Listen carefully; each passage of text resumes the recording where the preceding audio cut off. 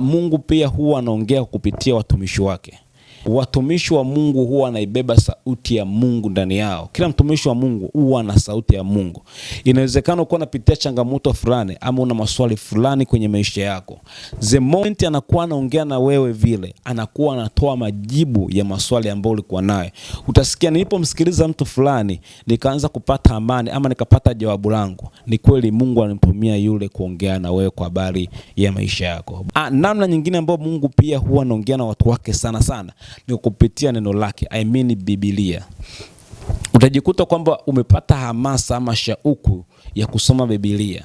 Wakati unasoma Biblia utapata kitabu kimoja ama mstari mmoja ambao ule mstari utakuwa umebeba ufunuo fulani ndani yake wa kutoa wewe kwenye ile tatizo. Ama ule mstari unaweza kuwa na maelekezo fulani kuhusiana na biashara yako. Ama ule mstari unaweza kuwa na maelekezo fulani kuhusiana na swala fulani ambalo unalipitia. Mungu ataongea na wewe pia kwa kupitia neno lake binafsi. Kwa hiyo baadhi ya challenge ama matatizo ambayo unakutana nayo, kabla hujafanya jambo lingine, unaweza kuingia kwenye Biblia na kuanza kusoma maandiko. Wakati unasoma unamwambia Roho Mtakatifu, nifunulie siri yako.